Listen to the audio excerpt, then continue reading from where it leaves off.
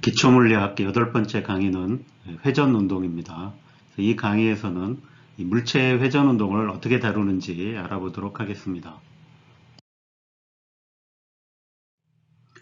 지금까지 물체의 운동은 그 물체가 크기나 형태가 없는 점립자라고 가정을 해서 다루었습니다. 그래서 거기에 대한 이제 이 운동 방정식을 써왔는데, 실제로 우리가 주변에서 보는 물체는 크기와 형태를 가지고 있죠. 그래서 이런 거는 이제 입자계로 다룰 수 있다고 설명을 했는데, 이런 입자계의 운동은 이 점립자에 비해서 이제 훨씬 복잡한 운동이 가능하다라는 거고, 그래서 일단 이 물체 자체도 이 변형이라는 게 또 일어날 수 있습니다. 그러니까 형태가 운동을 하면서 바뀔 수도 있다는 얘기죠. 그래서 좀 더 간단한 경우는 이제 이 물체의 형태는 바뀌지 않는다라고 이제 먼저 가정을 하고, 그런 물체의 운동부터 다뤄보는 게 좋겠습니다. 그래서 그런 물체를 이 강체라고 합니다.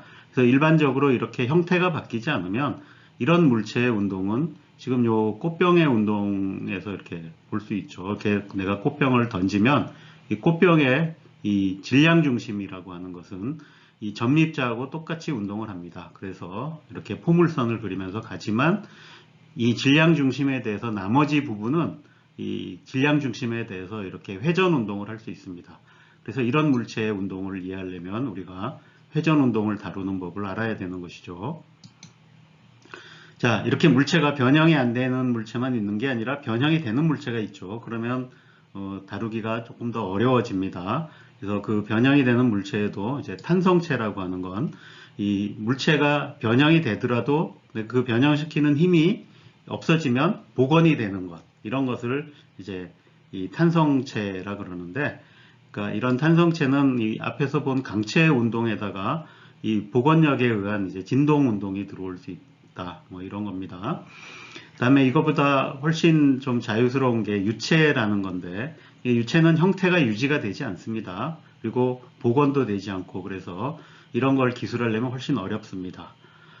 그 옆에 이제 그림을 보면, 여기 보면 이게 이제 탄성체죠. 이렇게 스프링을 눌렀다 놓으면 이 원래로 복원하려고 하는 이런 거죠. 그래서 예를 들어 이런 물체를 집어 던지면 이 아까 꽃병의 경우보다, 그러니까 꽃병의 경우에 운동을 하면서 동시에 요 양쪽 스프링을 가지고 이렇게 이 진동 운동을 하는, 그러니까 이런 운동까지 가능하다는 얘기죠. 자, 그 다음에 이제 유체로 오면 이 유체는 형태 자체가 바뀌기 때문에 훨씬 복잡하다. 그래서 이런 걸 다루는 거는 따로 유체역학이라고 있어서 이제 이 뭐 굉장히 이제 복잡한 방정식을 풀어야 됩니다. 그럼 유체보다 더 어려운 물체도 있습니다. 바로 우리 인간 같은 이제 생명체죠. 이는 이 변형이 될 뿐만 아니라, 그러니까 그 주변에 있는 일어나는 일들을 감각해서 또 그 감각에 이제 이 반응까지 하죠. 그래서 예를 들어 새가 날아다니는 이런 운동을 우리가 예측한다는 거 굉장히 쉽지 않은 일이 될 겁니다. 자, 이렇게 여러 가지 물체에 이제 그 가능한 얘기들이 있다. 네. 여기서 그냥 그 강체 운동과 유체 운동이 보여주는 간단한 차이를 볼 수 있는 걸로 여기 요 그림에 있는 거 한번 봤습니다. 자, 이렇게 여기 보면 콜라를 두 개를 동시에 굴리는데, 하나는 냉동실에 넣어서 얼린 콜라, 그 다음에 또 하나는 그냥 얼리지 않은 보통 콜라를 동시에 놓고 굴리면 어느 게 먼저 굴러 내려가느냐, 이런 겁니다. 자, 여러분들 답을 예측해 볼 수 있겠어요? 예, 한번 스스로 답을 한번 구해 보시기 바랍니다. 생각보다 복잡한 상황이 있을 수 있습니다. 자, 옆에 있는 이 그림은 이 유체 운동이 얼마나 복잡할 수 있는지 보여주는 건데, 이렇게 그 담배 연기가 이제 이렇게 위로 올라가는 건 이 담배 연기 자체, 이게 담배 연기는 알갱이로 되어 있습니다. 근데 이 뜨거워진 이 공기가 위로 올라가면서 거기에 휩쓸려 올라가는데, 공기가 아주 뜨거워서 대류가 빠르게 일어날 때는 이렇게 그냥 곱게 따라가지만, 어느 정도 올라가서 조금 식으면 갑자기 이렇게 이 연기들이 춤을 추고 난리가 납니다. 그러니까 그 공기 자체가 그런다는 얘기죠. 그래서 이렇게 굉장히 복잡한 현상을 이제 보여줄 수 있다, 이런 겁니다. 자, 우리는 이렇게 복잡한 거 못 다루겠죠. 그래서 주로 이제 강체의 운동에 한해서 한번 회전 운동을 어떻게 다루나를 알아보도록 하겠습니다. 자, 크기가 있는 물체를 다루려면 아까 중심이 되는 점이 있다 그랬죠. 그 중심, 운동의 중심은 이제 질량 중심이라는 것입니다. 그래서 이 크기를 갖는 물체를 이제 점으로 취급할 때 그 특정되는 점, 그 점이 이제 질량 중심인데, 그 외에도 이제 무게 중심이라는 개념도 있고 기하학적 중심도 있는데, 큰 차이가 없을 수도 있지만 약간의 차이가 생길 수도 있다. 근데 그냥 대부분 질량 중심을 이제 여기서는 얘기해 보도록 하겠습니다. 자, 질량 중심은 그러니까 예를 들어서 두 개의 물체가 있다 그러면 두 물체는 전체 질량은 이렇게 질량을 다 더해 주는 걸 전체 질량이라고 그러고, 이렇게 M1 M 더하기 M2 이거를 이 대문자 M으로 이렇게 써봅시다. 그럼 질량 중심은 어떻게 정의가 되냐면 이렇게 각 위치, 물체가 있는 위치에 질량을 곱해서 가중치를 줍니다. 그래서 이거를 다 더해요. 그럼 다 더한 다음에 이제 이걸 전체 질량으로 나눠준 거를 이제 질량 중심이라고 합니다. 자, 이렇게 질량으로 가중을 줬기 때문에 더 무거운 질량은 더 큰 비중을 차지하겠죠. 그렇게 해서 질량이 고려된 어떤 위치 이런 게 되겠습니다. 자, 이거를 이제 두 개에서 이 여러 개로 이제 확장을 한다고 해봅시다. 자, 그러면은 이 전체 입자계의 질량은 이렇게 다 질량을 더하면 될 것이고, 이 질량 중심이라고 하는 건 이렇게 아까처럼 이 질량 가중치를 둬서 위치를 곱한 다음에 이걸 다 더하고 그걸 전체 질량으로 나눠준 게 이제 질량 중심이 되겠다. 하고, 만약에 이게 이제 이 점립자들이 아니라 연속체다 그러면 그 합을 하는 거를 적분으로 바꿔주면 되겠죠. 그러니까 기본적으로 적분은 합과 같은 개념이니까, 그래서 이제 일반적으로 이렇게 그 밀도가 다를 경우에는 밀도에다 부피를 곱해서 질량을 DM을 적분해 주는 걸로 하면 되겠다라는 겁니다. 자, 그래서 이 질량 중심은 이제 물체의 특성, 그러니까 운동과 관련돼서 가장 기준이 되는 점이라고 볼 수 있습니다. 그럼 질량 중심과 무게 중심 일반적으로 같은데, 이거는 중력과 관련된 게 무게 중심이죠. 그래서 중력장이 일정하면 질량 중심과 무게 중심이 항상 일치합니다. 근데 이제 중력장이 위치에 따라서 바뀔 경우에는 두 개가 다를 수도 있습니다. 자, 저렇게 입자계라고 하는 건 많은 이 점입자, 질점들로 이루어져 있는데, 이 전체 운동은 복잡할 수 있지만 어쨌든 질량 중심의 운동은 생각보다 간단하다라는 것을 이제 보여드리도록 하겠습니다. 자, 그래서 여기에 보면 이 질량 중심, 큰 R이라고 쓴 이거에 대한 운동 방정식을 적는다고 해봅시다. 그러면 전체 질량 곱하기 이 질량 중심의 가속도. 그러니까 이거는 자, 질량 중심의 정의가 이렇게 각 입자의 위치에다가 질량 곱해서 다 더해준 거였죠. 근데 그걸 M으로 나눈 게 질량 중심인데, 여기 큰 M을 곱했으니까 요것만 남겠죠. 자, 이것이 이 각 입자들의 가해진 힘을 전부 더한 거랑 같겠죠. 각각에 대해서 요거에 대해서 운동 방정식을 생각해 보면 요게 FI에 해당할 테니까 이렇게 다 이제 힘을 더하게 되어 있다라는 거죠. 그런데 각각의 그러니까 점입자에 가해지는 힘을 둘로 나눠서 생각할 수 있습니다. 하나는 외부에서 가해지는 힘이고 하나는 내부에서 가해지는 힘입니다. 여기서 내부라고 하는 건 그 입자계에 있는 다른 입자가 나에게 미치는 영향이죠. 자, 그런데 요 내부에서 가해지는 요 힘은 이걸 전부 다 더하는데, 사실 이렇게 쓸 수 있죠. i번째 입자가 j 번째 입자에게 가하는 힘. 근데 이제 i는 빼야죠. 같은 거는 빼고 이렇게 다 더하는데, 이렇게 그러면 i가 j한테 주는 거하고 j가 i한테 주는 힘, 이 두 개로 나눠서 생각할 수 있습니다. 그럼 요 전체 다 더하는 거를 내가 이 반만 더해서, 그러니까 한쪽만 큰 거에 대해서 ij 더하기 ji 이렇게 짝을 지어서 더할 수 있죠. 근데 이렇게 짝을 지어 놓으면 요 짝은 작용 반작용의 법칙에 의해서 0이 되죠. 그래서 이렇게 일반적으로 그래서 어떤 입자계가 있으면 그 입자계의 내력의 합은 작용 반작용의 법칙 때문에 이제 0이 되게 되어 있다라는 거죠. 그래서 이걸 다 더하면 0이 돼 버립니다. 그것 때문에 이 질량 중심의 운동은 이 내력의 작용은 이제 영향을 주지 않고 순전히 외력의 합의 영향에 의해서 주어진다라는 걸 알 수 있습니다. 그래서 이 외력의 합을 이제 보통 이 Fnet, 이제 이게 순수한 힘이라는 뜻이죠. 그래서 이제 이렇게 이제 부릅니다. 그래서 이걸 이제 우리나라 말로는 이제 알짜힘이라고 번역을 하는데, 그러니까 외력의 합을 뜻합니다. 그래서 이 질량 중심의 운동은 내력은 관계가 없고 이 밖에서 주어지는, 그러니까 이 개의 바깥에서부터 가해지는 힘에 의해서만 결정이 된다. 그래서 이제 이렇게 되는, 이렇게 간단해진다라는.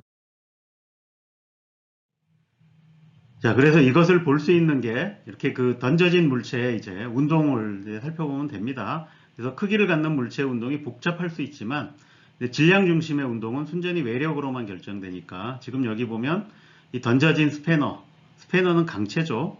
그래서 형태가 바뀌지 않는데, 이렇게 던지면 질량 중심은 외력, 그 외력이 중력이죠, 여기서는. 그러니까 중력의 영향을 받으니까 그냥 포물선 운동을 이렇게, 그러니까 보통 던져진 물체하고 똑같이 한다는 거죠. 물론 나머지 부분은 이 질량 중심에 대해서 회전 운동을 하는데, 그 회전 운동은 좀 복잡하게 일어날 수 있다라고 하는 거죠.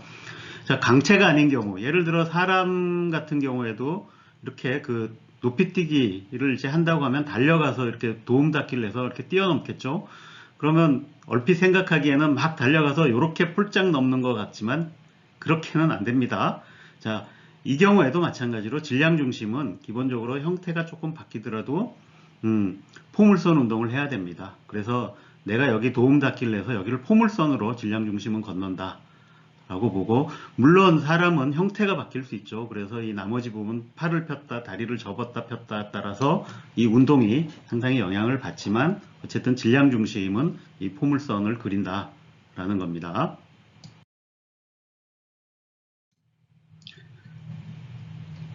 자, 그 다음에 그래서 이 강체의 운동은 앞에서 본 거랑 똑같이 형태가 바뀌지 않으면 그 운동 자체를 그 질량 중심이 움직여가는 것, 그러니까 그걸 이제 병진 운동이라고 부릅니다. 이 외력에 의해서 결정되는 병진 운동과 그 다음에 회전 운동, 그 질량 중심에 대한 상대적인 운동으로 나뉜다.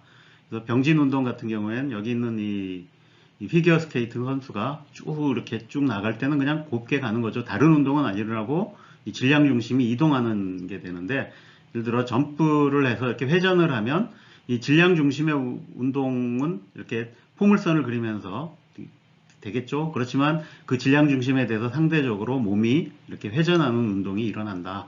이렇게 둘로 나눠서 운동을 생각할 수 있다는 겁니다. 자, 강체의 운동이 이 질량 중심의 병진 운동과 그 다음에 이 질량 중심에 대한 상대적인 회전 운동으로 나눠 볼 수 있다는 것을 이렇게 보여줄 수 있는 영상을 하나 가져왔습니다. 여기서는 이 그림에 보이는 이제 테니스 라켓을 던질 겁니다.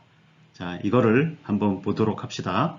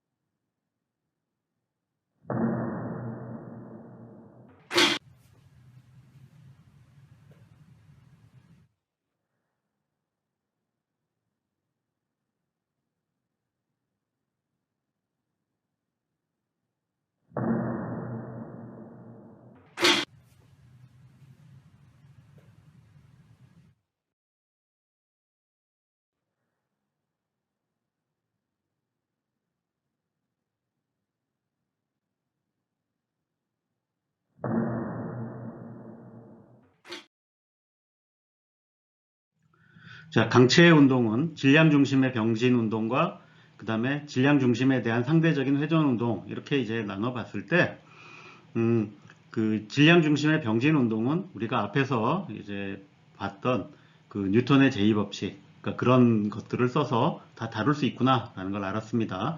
자, 그러면 질량 중심에 대한 나머지 부분의 상대적인 회전 운동을 어떻게 다룰 건가?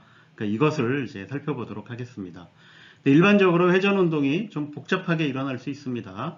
근데 그렇지만 여기서는 이제 그런 복잡한 거는 우리가 그러니까 여러분들이 다룰 능력은 안 되니까 그 중에 간단한 경우, 그러니까 그 간단한 경우가 뭐냐면 이 물체 자체가 어떤 한 축이 있어서 그 축에 대해서 회전을 하는 경우를 어떻게 다루나 이제 해보겠습니다. 자, 많은 물체의 경우에는 이 축이 이제 질량 중심을 지나는데 여기서는 이제 일단 그런 가정은 안 하고 접근을 해보도록 하겠습니다. 자, 그러면 이렇게 물체가 이 Z축을 중심으로 돌고 이렇게 물체가 놓여 있다 그러면 내가 이거를 Z축 방향에서 내려다보면 이런 그림이 나오겠죠. 그러니까 XY 평면에 이렇게 투영돼서 보이는데 여기가 이제 이 축이 되겠죠. 그 다음에 이 물체가 이렇게 회전하는 거죠. 그럼 요 회전하는 거를 어떻게 나타내느냐? 자, 이거는 여기 있는 물체에 있는 한 점은 요 일정한 거리를 유지하면서 이렇게 원운동을 할 겁니다. 그래서 이 원운동을 하니까 요 X축을 기준으로 해서 이렇게 그 각도 세타로 요 물체의 회전상의 위치를 표시할 수 있겠죠. 그래서 그거를 이제 각 위치라 그럽니다. 이 각도로 표시하는 거죠. 여러분들이 아마 수학 같은 데서 이 각도를 이렇게 그 요 반지름하고 요 호의 길이 비율로 이제 정의한다라는 거 아마 수학에서 했을 겁니다. 이렇게 정의한 거를 이제 라디안 단위라 그러죠. 물론 각에는 라디안 단위만 있는 게 아니라 직각을 90도로 놓는 이제 디그리 단위도 있습니다만 이 수학이나 물리학에서는 이제 이 라디안 단위를 쓰는 게 이제 수학을 쓰기가 편하니까 그렇게 보통 씁니다. 자, 그 다음에 이렇게 그러면 이제 이 물체가 회전하는 그 운동에서 어느 위치에 있다라는 걸 각 위치로 나타낼 수 있구나 알았으니까 그 다음에는 이게 얼마나 빨리 바뀌느냐도 중요하죠. 그래서 그 양은 이제 각속도라고 합니다. 그래서 각속도는 오메가라고 보통 이 문자를 씁니다. 그래서 d 세타를 dt로 미분한 이제 이런 양이 되겠습니다. 자, 그럼 각속도의 단위는 각을 시간으로 나누니까 라디안 퍼 세컨드가 이제 단위가 되겠습니다. 근데 보통 일상적으로 그 자동차 계기판 같은 데 보면 이제 RPM이라는 단위도 많이 씁니다. 저 RPM이라는 단위는 이 영어로 이제 리볼루션 퍼 미니트라는 겁니다. 그러니까 1분에 몇 바퀴 도느냐 회전수죠. 그래야 돼요. 그래서 저거를 라디안 퍼 세컨드로 하려면 어떻게 해야 돼요? 그러면 회전수 한 바퀴 도는 게 라디안으로는 2파이죠. 그래서 2파이를 1분 60세컨드에 나눈다. 그래서 요 양을 곱해주면 내가 라디안 퍼 세컨드로 이제 바꿔줄 수 있겠습니다. 자, 우리가 그 점입자의 운동에서도 가속도가 중요하다 그랬죠. 그래서 운동과 관련돼서 그 힘을 받으면 물체가 가속된다 그랬으니까 이 회전 운동에서도 마찬가지로 어떤 이렇게 힘이 걸리면 이제 이 그 회전이 점점 빨라질 수 있죠. 그래서 그때도 이 각가속도가 또 중요해지게 됩니다. 그래서 이 각가속도는 이 d 세타, 그러니까 세타를 dt에 대해서 2번 미분한 이제 이런 양이 되겠습니다. 기호는 여기 있는 것처럼 이제 알파 기호를 많이 씁니다. 물론 기호라는 건 이제 각자 정해서 쓰긴 나름이지만 일반적으로 이런 기호를 많이 쓴다라는 겁니다. 여기서 약간 넘어가기 전에 이제 조금 어려운 설명인데, 그럼 이 각변수들이 이렇게 써놨는데 이것들이 벡터냐 스칼라냐를 물어볼 수 있어요. 약간 어려운 질문입니다. 그래서 여기서 그냥 슬쩍 흘려 듣고 그냥 뭐 대충만 알아두셔도 될 것 같아요. 자, 일단 회전이라고 하는 거를 보면 회전이라는 게 자, 어느 방향으로 몇 도 돌렸다 이렇게 생각하면 이 방향과 크기가 있는 양이라고 생각할 수 있습니다. 그래서 방향은 회전축의 방향이고 크기는 회전 각도고 그럼 벡터 아니냐라고 생각하기 쉬운데 이 회전은 이제 이 유한한 회전은 벡터가 아니다. 왜냐하면 이렇게 이런 식으로 정의한 회전을 두 개를 더하면 이 덧셈의 교환 법칙이 성립을 안 해요. 그러니까 회전을 어떤 순서로 하느냐에 따라 결과가 달라진다는 얘기죠. 그래서 일반적으로 벡터가 안 되는데 그러면 이제 상당히 이제 골치 아픈 일이 많이 생길 것 같은데 그렇지만은 않은 게 이 유한한 회전은 벡터가 아닌데 이 무한소 그러니까 미소 회전은 벡터가 됩니다. 그래서 세타는 벡터가 아닌데 여기 나온 d 세타는 벡터가 돼요. 그래서 내가 그거를 dt로 나눈 거는 요 각속도는 다시 벡터가 됩니다. 그리고 마찬가지 이유로 각가속도도 벡터가 된다. 그래서 일단 요 정도만 알아두고 나중에 여러분들이 조금 더 좀 지식이 늘면 그때 가서 저 말이 무슨 뜻인가 다시 한번 생각해 보시기 바랍니다. 자, 이번에는 이렇게 각속도를 알면 그 각속도하고 이 물체가 실제로 움직이는 속도, 이거를 이제 선속도라 그럽니다. 그러니까 그 둘의 관계는 어떻게 되는가를 한번 알아봅시다. 자, 여기 이 그림을 한번 봅시다. 이렇게 좌표계가 있는데 XY로 잡았는데 회전 운동을 다룰 때는 이 직교 좌표계보다는 극좌표계가 편하겠죠. 그래서 이렇게 R 세타로 잡아놓은 이 극좌표계를 쓰는 게 이제 더 편합니다. 그래서 이 극좌표계를 이제 하고 이 그 직교좌표계를 이제 왔다 갔다 할 줄 알아야 여기가 여러분들이 이제 편하게 회전 운동을 다룰 수 있습니다. 근데 이걸 안 해보았으면 조금 이제 난감할 수 있습니다. 자, 어쨌든 요거를 한번 여러분이 연습 삼아 구해보는 게 좋습니다. 그래서 내가 이 극좌표계를 잡으면 단위 벡터가 달라진다. 그러니까 그 단위 벡터가 그러니까 그 직교좌표계에서는 X방향 단위좌표, Y방향 단위좌표, 그 단위 벡터였는데 그 극좌표계에서는 R방향의 단위 벡터를 이렇게 R햇이라고 쓰고 세타 방향은 세타가 늘어가는 방향으로 가야 됩니다. 그래서 여기 세타햇이라고 이제 여기 T햇이라고 해놨는데 이게 이 방향이 되는 거죠.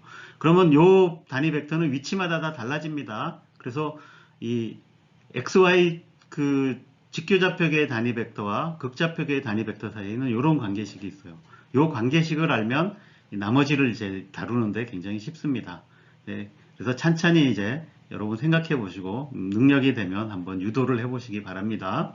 자, 그래서 이 극좌표계에서는 그러니까 내가 위치 벡터라고 하는 걸 직교좌표계에서는 이렇게 썼던 게 이렇게 써진다라는 걸 알 수 있습니다. 그냥 R 방향으로 요 위치니까 거기에 R 곱한 게 되는 거죠. 그럼 요 물체가 움직이는 속력이라고 하는 건 요거를 T로 미분하는데 여기서는 이제 내가 R 곱 요렇게 썼는데 요것도 이 단위 벡터 자체도 변할 수가 있습니다. 그래서 요것 변하는 게 사실 중요해요. 그래서 요 미분을 해보면 내가 이게 강체의 경우에는 요 R이라는 게 안 바뀌죠. 일정한 반지름으로 항상 돌아가니까. 그래서 오히려 요 R 햇이 바뀌는, 그러니까 이 회전하는 것 때문에 항상 속도의 이제 그러니까 위치의 요 방향이 바뀌죠. 그래서 그것 때문에 이제 실제로 미분을 해보면 이렇게 된다. 내가 요거를 계산을 해야 되는데 그거 계산하려면 요 관계식을 알아야 됩니다. 그래서 시간에 따라 이 R 방향에, 그러니까 요 방향의 단위 벡터가 계속 바뀌죠. 여기 있을 때하고 여기 있을 때하고. 그래서 꼭 바뀌는 것 때문에 이제 요런 관계가 된다. 오메가 세타라는 게 된다. 요 회전하는 속도에 대해서. 그래서 이 각속도와 선속도 사이에는 이 R 오메가 세타 햇이 된다. 자, 크기와 방향을 생각해야 된다 그랬죠. 그래서 지금 이 경우에는 요게 크기가 되겠습니다. 그러니까 크기. 그 다음에 요게 이제 방향이 되는 거죠. 그래서 여러분들이 요 두 개를 다 기억을 해야 되죠. 세타 햇이라고 하는 건 지금 여기 보면 요 방향이란 얘기죠. 예, 그래서 속도의 방향은 항상 접선 방향이다. 그러니까 이게 이 원의 접선 방향으로 이제 주어진다라는 거를 이제 보여주는 겁니다.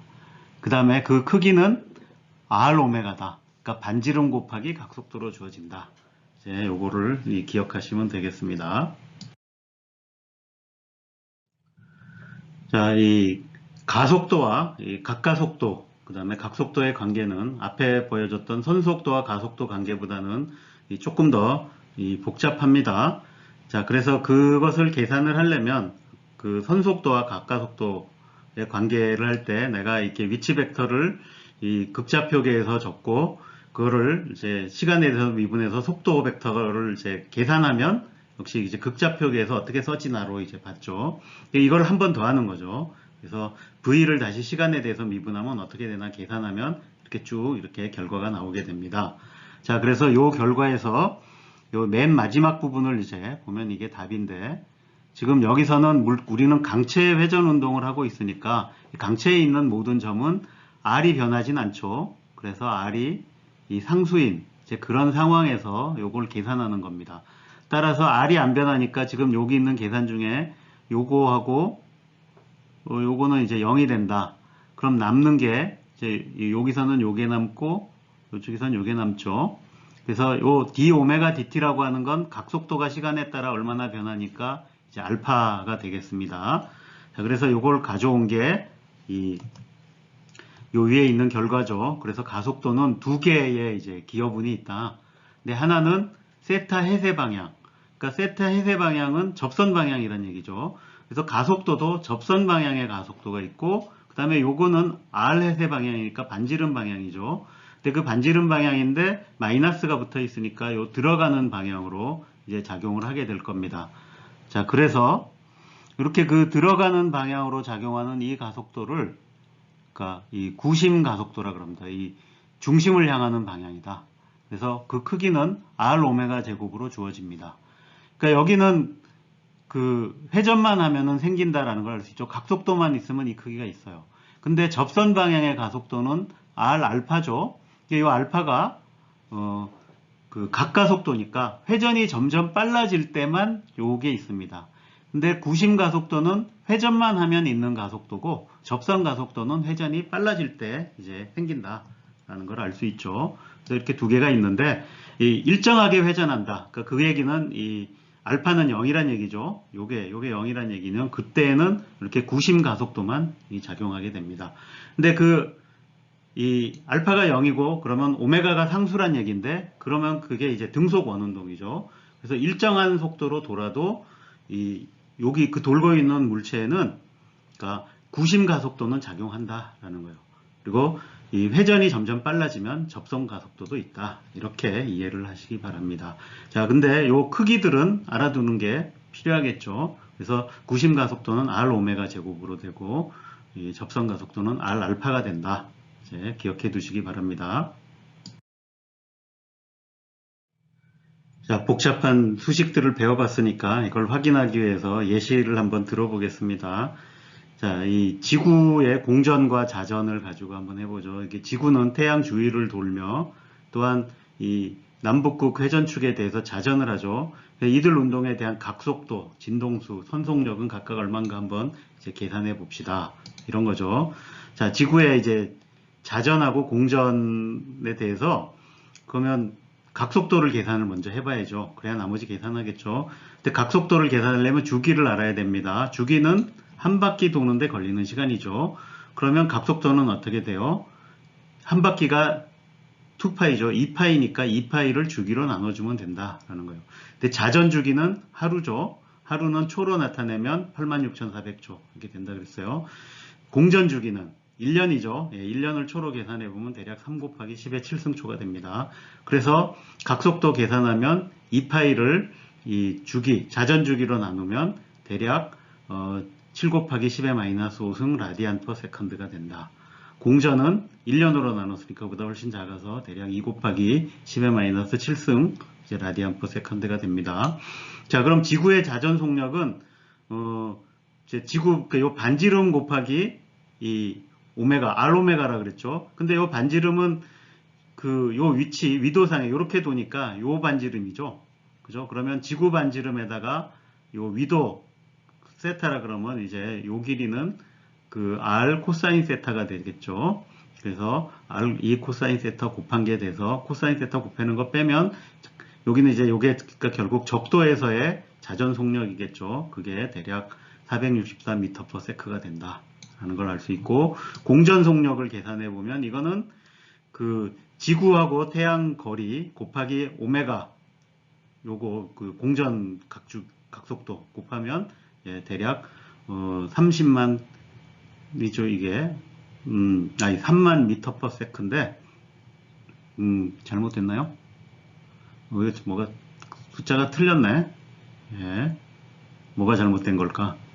하여튼 초속 30만 킬로미터가 아니지, 초속 30km 맞네요. 예, 그러니까 초속 30km가 나옵니다. 자, 각속도를 구해서 그거 가지고 반지름 곱해서 V는 R 오메가 써서 선속도 구해봤죠. 이번에는 그 가속도를 한번 구해봅시다. 그래서 지구자전에 의한 구심 가속도가 얼마나 되나. 일정하게 도니까 구심 가속도는 어떻게 된다 그랬죠? 크기가 R 오메가 제곱이 된다 그랬죠. 그래서 R 오메가 제곱을 계산을 해보면 여기 이제 요거는 역시 마찬가지로 요 지역마다, 그러니까 위도에 따라서 달라지죠. 아래 코사인 세타인데 최대가 되는 데는 적도가 되겠죠. 놓고 다 집어넣고 계산을 해보면 그러니까 지구 반지름 넣고 지구 각속도 넣고 해보면 0.034m/s 제곱이 됩니다. 자, 저거는 뭐하고 비교를 해야 되냐면 이 크기를 이제 중력 가속도하고 비교를 해야 됩니다. 그래서 이렇게 지구가 자전하고 있기 때문에 저 자전에 의해서 그 지구 위에 이제 여기 사는 사람들은 이 지구 자전의 효과를 그 뭘로 느끼냐면 원심력을 느끼게 됩니다. 이렇게. 근데 그 원심력을 우리가 중력하고 구별을 못해요. 그래서 실제로 우리가 관측하는 양은 요 양하고 지구가 잡아당기는 양하고 이 자전에 의한 원심력을 같이 느끼는데 지구의 중력이 월등하게 크기 때문에 이 자전의 효과는 매우 작다라는 것을 이제 볼 수가 있습니다.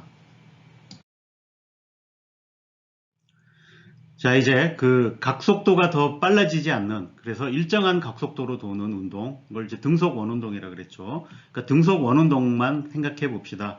그러면 속도는, 자, 이 V는 R 오메가가 된다 그랬죠. R인 상수고, 자, 이거는 뭐 항상 성립하는 관계죠. 근데 가속도가 이 등속일 때는 이 구심 가속도만 있다 그랬죠. 이 구심 가속도의 방향은 이제 원의 중심 방향입니다.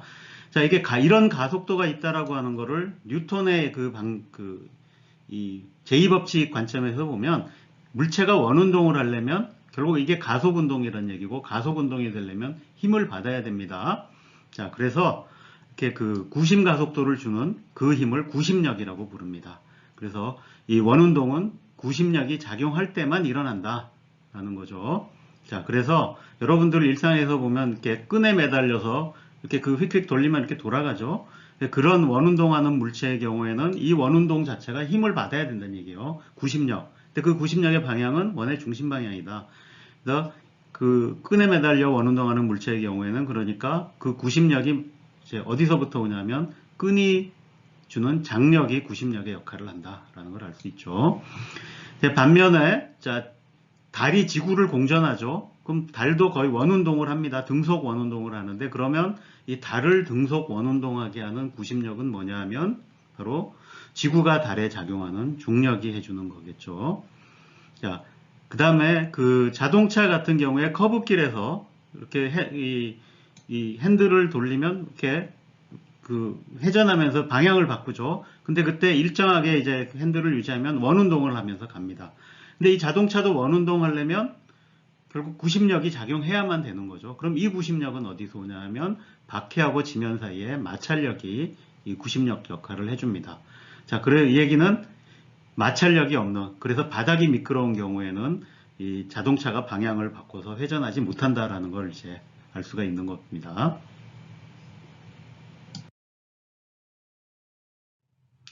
네, 물체가 원운동을 하려면 이 구심력이 작용해야 한다는 것을 봤습니다. 그런데 이 구심력과 관련돼서 이 원심력이라는 힘이 또 있죠. 근데 사람들이 이 구심력과 원심력에 대해서 상당히 헷갈려 합니다. 그래서 여기서는 잠깐 시간을 내서 이 구심력과 원심력이 어떻게 다른 힘인지 설명해 보도록 하겠습니다. 그래서 이 구심력이라고 하는 건 그 앞에서 다룬 대로 이 물체가 원운동을 이제 하도록 물체에 작용하는 힘을 이제 구심력이라고 합니다. 반면 이 원심력이라고 하는 거는 그러니까 물체의 회전과 관계없이 내가 쓰는 좌표계가 이제 관성계에 대해서 회전하고 있음으로 해서 나타나는 이 관성력입니다. 그래서 그 관성력이라 그래서 보통 그 뭐 책이나 이런데 이제 이 가상력이다라고 이렇게 많이 설명을 해놓는데 그 말에 이제 뭐 진짜로 존재하지 않는 힘 뭐 이렇게 이제 착각하기 쉽지만 그건 좌표계에 따라서 이제 나타났다 사라졌다 하기 때문에 하는 표현이고 실제로 여러분들이 회전하는 좌표계에 있으면 그 힘을 받게 됩니다. 그러니까 실제로 존재하는 힘인 거죠. 다만 내가 쓰는 좌표계가 이제 관성계가 아니기 때문에 나타난다라는 겁니다. 그래서 이 보면 구심력과 원심력은 아예 그게 나타나는 좌표계가 다른 구별되는 힘이고 그 하나는 실제로 물체를 원운동하게 해주는 힘이고 하나는 이 관성력이다라는 이제 성격이 다른 힘이다라는 겁니다. 그럼에도 불구하고 이게 이제 사람들이 많이 헷갈려하는 이유는 우리가 회전하는 물체를 다룰 때 이 지금 관성계에서 이제 원운동하는 물체를 보면 그러니까 이 물체가 원운동하려면 구심력을 받겠죠. 그런데 이 물체를 이 물체가 정지해 있는 개, 그러면 이 개는 관성계에 대해서 회전을 하고 있는 좌표계가 되겠죠. 그럼 그 좌표계에서는 이 물체는 이 정지해 있죠. 이 정지해 있지만 내가 힘을 받는 것처럼 이제 보입니다. 그러니까 그 힘을 원심력이라고 부르는데 이 두 경우를 비교할 경우에는 이 그 회전하는 좌표계에서 받는 원심력의 크기가 이 관성계에서 원운동하도록 해주는 이 구심력의 크기하고 이 크기가 같고 방향은 반대가 되기 때문에 이거를 그 두 개만 연결시켜서 얘기를 하다 보니까 이 구심력과 원심력이 마치 연결된 힘처럼 보이지만 이게 사실은 이 이제 구심력은 물체를 원운동하게 해주는 힘이고 원심력은 이 회전하는 좌표계를 쓰기 때문에 나타나는 관성력이다. 그래서 다른 힘이다라는 것을 이제 이해하시기 바랍니다. 자, 그거를 이제 보여주기 위해서 옆에 영상을 하나 준비해 왔는데 이 영상을 보시면 이게 그 공군 조종사들이 그 훈련할 때 받는 이제 훈련기인데 이 끝에 보면 이제 이 사람이 탈 수 있는 공간이 있어서 태워놓고 이렇게 뺑뺑 회전을 시키는 겁니다. 이렇게 회전을 시키면 자, 그 조종사는 내가 이 관성계에서 보면 그러니까 관성계는 이 바깥에 이 개조 방에 있는 고정된 개에서 보면 이 조종사는 원운동을 하고 있죠. 그래서 그 원운동을 시키려면 이 구심력이 작용을 해야 됩니다. 이 반면 이 탑승기 안에 들어있는 조종사는 어떻게 생각할까요? 그러니까 조종사는 탑승기에 고정된 좌표계를 쓰는데 그 좌표계는 이 바깥에 방에 고정된 좌표계에 대해서 회전 운동을 하고 있죠. 그래서 그 회전 운동하는 그 좌표계에 있는 조종사는 이 원심력을 이제 받게 됩니다. 예. 근데 그 원심력이라고 하는 게 관성력이어서 이 관성력의 큰 특징이 뭐냐면 중력과 구별할 수 없다는 거죠. 그래서 이 조종사는 자기가 받는 중력이 갑자기 이 원심력의 방향, 그러니까 회전하면 그 바깥쪽 방향으로 센 중력이 작용하는 것처럼 느끼게 됩니다. 그럼 여러분들 그 중력이 세진 상황에 가면 우리 몸은 이제 지표면의 중력에 딱 맞춰져 있어서 그보다 중력이 세거나 약해지면 곤란을 이제 어려움을 겪겠죠. 그래서 어떤 어려움을 겪게 되는지를 보여주는 이 영상입니다. 한번 보시죠.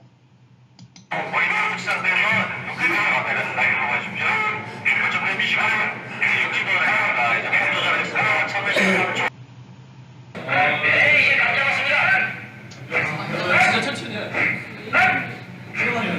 편하게. 다리 주고 앞에 보고 다리 주고 뱀 주고 계속 보세요. 계속 주고 또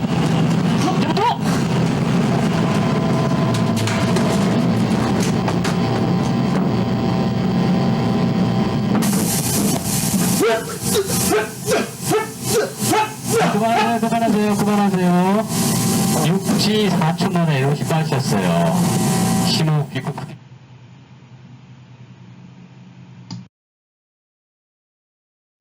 이 전투기 조종사들이 그 앞에서 본 영상에서와 같은 훈련을 해야 하는 이유가 이렇게 이 회전하는 그 안에 좌표계 안에 있으면 이제 큰 가속도, 그러니까 중력 같은 거를 느끼기 때문인데, 그래서 이런 걸 한번 이제 계산을 해보죠.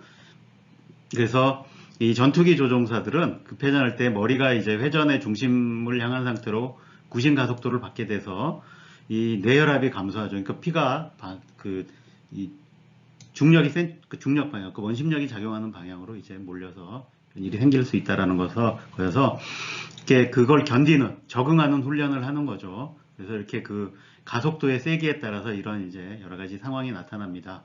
여기 이제 한번 계산해 보자고 이런 걸 해놨습니다. 그래서 전투기가 600m/s의 속력으로 원운동을 통해 20초 동안의 반대 방향으로 선회하는 경우, 그러니까 이게 전투기에서는 이런 일이 있을 수 있죠. 급선회를 이제 미사일을 피한다든지 적기의 공격을 피하기 위해서 급선회할 때 이런 상황이 올 수가 있는 거죠. 그러니까 이때 가속도의 크기는 얼마나 나오느냐?